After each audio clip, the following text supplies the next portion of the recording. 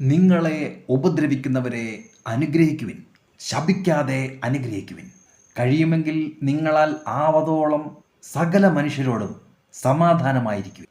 റോമർക്കെഴുതിയ ലേഖനം 12-ാം അധ്യായം 14-18 വാക്യങ്ങൾ. ഉപദ്രവിക്കുന്നവരെ അനുഗ്രഹിക്കുക എന്നുള്ളത് വളരെ പ്രയാസമുള്ള ഒരു കാര്യമാണ്. അവരെക്കുറിച്ച് ചിന്തിക്കുമ്പോൾ തന്നെ നമുക്ക് കോപം വരികയാണ്. പകരം ചോദിക്കുവാനുള്ള ഒരു ത്വര നമ്മുടെ ജീവിതത്തിൽ, നമ്മുടെ മനസ്സിൽ ഇടപെടാതെ ഉണ്ടാകുകയാണ്. അവർക്കെതിരെ ഒന്നും ചെയ്യുവാൻ ആവാത്ത സാഹചര്യത്തിലാണ് നാം ജീവിക്കുന്നത്. എന്തെങ്കിലും കടുംകൈ ചെയ്തു പോയാൽ ശിക്ഷിക്കപ്പെട്ടേക്കാം, മറ്റുള്ളവരുടെ മുമ്പിൽ അപമാനപാത്രങ്ങളായി മാറിയേക്കാം. ഇക്കാരണത്താൽ നാം പകരം ചോദിക്കുവാൻ ഒന്നും പോകുന്നില്ല. എങ്കിൽ കൂടി മിഥ്യാഭിമാനം നമ്മെ അവരെ ശപിക്കുവാൻ പ്രേരിപ്പിക്കുകയാണ്. ദൈവവചനം പറയുന്നു, ശപിക്കാതെ അനുഗ്രഹിക്കുവിൻ എന്ന്. അവരെ എങ്ങനെ അനുഗ്രഹിക്കുവാൻ കഴിയും? നമ്മുടെ ഹൃദയത്തിൽ അവരെക്കുറിച്ചുള്ള കയ്പ് ആഴത്തിൽ വേരൂന്നിക്കഴിഞ്ഞു. അവരോടുള്ള വൈരാഗ്യം നമ്മുടെ ചിന്തകളിൽ തികട്ടി വരികയാണ്. എങ്ങനെയാണ് അവരെ അനുഗ്രഹിക്കാൻ കഴിയുക? ഹൃദയത്തിലുള്ള നമ്മുടെ ഈ മുറിവുകൾ ഉണങ്ങേണ്ടതുണ്ട്. അതിനായി കർത്താവായ യേശു ക്രിസ്തുവിൻ്റെ രക്തം നമ്മുടെ മുറിവുകളെ ഉണക്കുന്നു.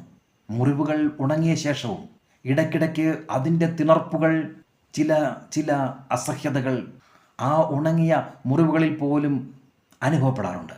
അവിടെ നാം പരിശുദ്ധാത്മാവ് എന്ന തൈലം പൂശേണ്ടതായിട്ടുണ്ട്. മുറിവുകൾ നാം ഉണക്കുന്നില്ല എങ്കിൽ അവ നമ്മെ രോഗത്തിലേക്ക് നയിക്കും. രോഗത്തിൻ്റെ പീഡകളും പ്രയാസങ്ങളും നാമാണ് അനുഭവിക്കേണ്ടത്. അതുകൊണ്ട് തന്നെ കയ്പുകളും മുറിവുകളും ഉണക്കി സൗഖ്യം പ്രാപിക്കുവാൻ നമുക്ക് ദൈവാത്മാവിൻ്റെ സഹായം ആവശ്യപ്പെടുക തന്നെ വേണം. നമ്മെ ഉപദ്രവിക്കുന്നവരോട് നാം മനസ്സിൽ വെച്ചുകൊണ്ടിരിക്കുന്ന ദേഷ്യവും പകയും ഒന്നും അവരെ ഒന്നും ചെയ്യുന്നില്ല. അവർ സന്തോഷകരമായി ഇതെല്ലാം മറന്ന് ജീവിക്കുകയായിരിക്കും. എന്നാൽ നാം ഉള്ളിൽ നീറി രോഗത്തോടെ കയ്പോടെ അസ്വസ്ഥപ്പെടുകയാണ്. അതേ പ്രിയരെ, നാം അവരോട് ക്ഷമിക്കുന്നത് നമുക്ക് തന്നെ നാം ചെയ്യുന്ന വലിയ ഒരു സഹായമാണ്. നിങ്ങളാൽ ആവുന്നിടത്തോളം സകല മനുഷ്യരോടും സമാധാനമായിരിക്കുവിൻ എന്ന് ദൈവവചനം നമ്മെ ഓർമ്മപ്പെടുത്തുന്നു. ദൈവവചനം മനസ്സു പുതുക്കുവാൻ നമ്മെ സഹായിക്കട്ടെ. ബുദ്ധിക്കതീതമായ ദിവ്യസമാധാനം തരുന്ന പരിശുദ്ധാത്മാവിൻ്റെ തൈലം നമ്മുടെ മുറിവുകളെ ഉണക്കാൻ സഹായിക്കട്ടെ. അങ്ങനെ മറ്റുള്ളവരെ ശപിക്കാതെ ഹൃദയപൂർവ്വം അവരെ അനുഗ്രഹിക്കുന്ന രൂപാന്തരത്തിലേക്ക് നമുക്ക് മുന്നേറുവാൻ ഇടവരട്ടെ.